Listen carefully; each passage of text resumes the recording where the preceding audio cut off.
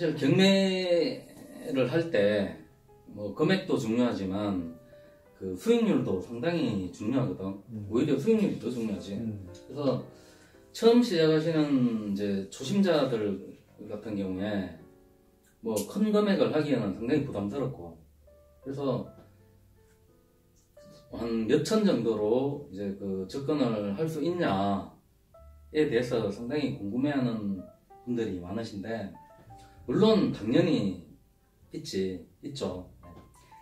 그러면 경매, 뭐 매매를 통해서 하기에는 쉽지 않은데 경매를 통해서 그런 것들이 가능할 텐데, 그러면 그런 물건 중에는 어떤 물건들이 그에 해당될까? 그 여러 가지 물건이 있겠지만 오늘 소개해드리고 싶은 물건은 오늘 이제 2019년 3월 13일 현재 오늘 이제 입찰이 진행됐던 물건이고, 이거는 그 용인에 있는 이제 소규모 그 다세대 주택. 그러니까 감정가가 6,800. 이 시세는 얼마 정도 있지? 시세는 사실 최근에 거래는 잘 안 돼서 그런데 대략 그 내놓은 물건들 보면 5,500에서 6,500 이 정도로 나와 있어요. 그런데 아니 전세가도 거의 비슷해요. 아, 전세가고 예. 매매가고 거의 같다고 보는 거야? 예. 오케이. 전세가가 한 500 정도 싸고. 근데 실제 매매가 그 사례는 없다는 거 아니야? 최근에는 없어요. 그러면 그거는 조금. 그런데 전세가만 5천에서 6천 정도 형성돼 있고 잘 수리돼 있으면 6천, 그렇지 않으면 5천 정도. 오케이. 그럼 감정가가 6,800인데 나는 그 오랜 그 경험을 통해서 매매가도 거의 이 정도 수준이지 않겠나, 감정가하고 비슷하지 않겠나 이렇게 추측을 해. 그렇지. 왜냐하면 일단 전세가는 5,500에서 6,000 뭐 수리를 어느 정도 했으면 그렇게 되겠지.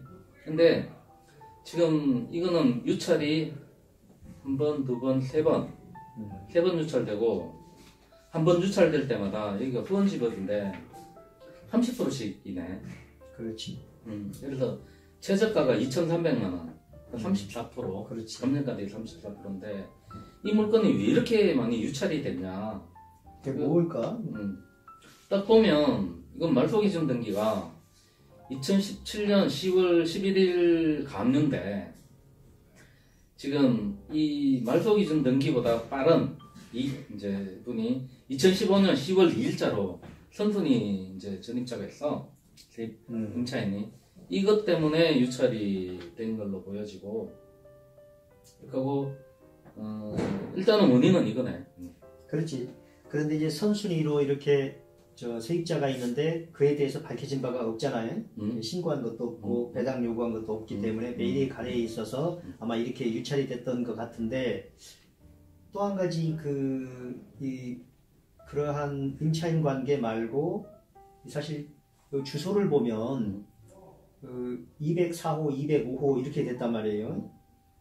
등기부에는 204호로 돼 있고 대장과 등기부에는, 그런데 현관 표시는 205호. 전입세대 열람을 해봤더니 204호에 아무도 없어요.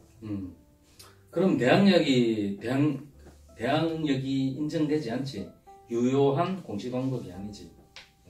그러니까 이거는 선순위 전입자로 돼 있고, 그리고 선순위 전입자가 그 임차인이 맞고, 그리고 그 실질적인 임차인이기도 하고. 그런데 이제 그 우리 그 대법원 판례에 의하면 일단 그 공부에 등기부 등본이나 건축물 관리 대장상 주소와 동일한 그러니까 여기 보면 가동 2204호 여기에 전입세대 열람상 없다고 그랬잖아.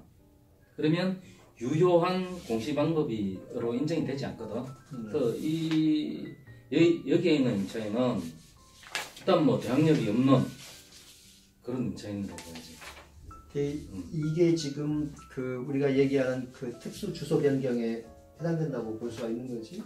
특수 주소 변경은 포함이 되는 거고, 그렇지. 왜냐면 그리고 이 임차인은 이 집원에 정확하게 아마 그 집원에는 맞는 전입신고를 했을 거야 아마. 근데 이 집합 그러니까 공동주택이기 때문에 해당 그 정확한 동, 몇 호, 몇 호수까지 몇 호까지 정확히 전입 신고를 해야지 인정이 되거든. 근데 이거는 뭐 안 된다고 봐야지. 그렇지. 만약에 이게 단독주택이든 다가구 주택이었다면은 그 집안까지만 그 신고를 하면 되는데, 전입 신고를 하면 되는데, 여기는 다세대 공동주택이기 때문에 다세대 같은 경우, 아파트 같은 경우는 동뿐만이 아니라 호수까지 갖다 된다 그러죠. 그래서 이분은 상당히 억울하게 되겠지. 억울할 수도 있는데 이분 같은 경우는 그 지금 정확하게 돼 있다 할 이 동호소까지 정확하게 전입 신고를 해서 정확한 대항 요건을 갖추고 대항력이 있다고 하더라도 배당은 받을 수 없는 사람이거든.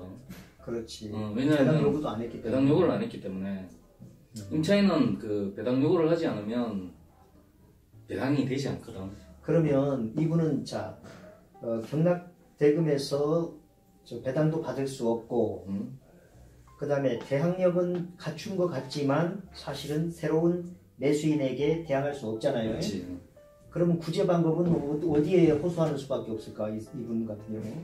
구제 방법이 뭐 안타깝지만 집주인 원래 전 소유자한테 그냥 채권으로 전소유자에 대해서 뭐 일반 채권이 그러니까 되겠지. 일반 채권으로 그렇게 해결하는 수밖에 다른 방법은 없겠지. 근데 이 전소유자는 뭐 얼마 되지도 않는 이 돈도 못 갚아서 경매에 나왔는데 현실적으로 구제받기는 어렵다고 봐야지.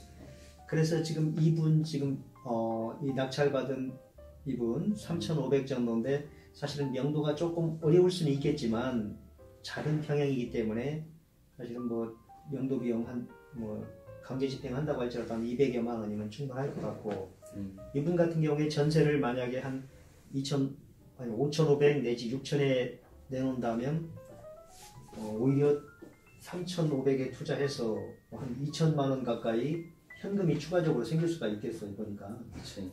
그래서 이제 소액 투자 하시는 분들에게 사실 우리도 이걸 한번 추천을 했었잖아요, 이런 물건을.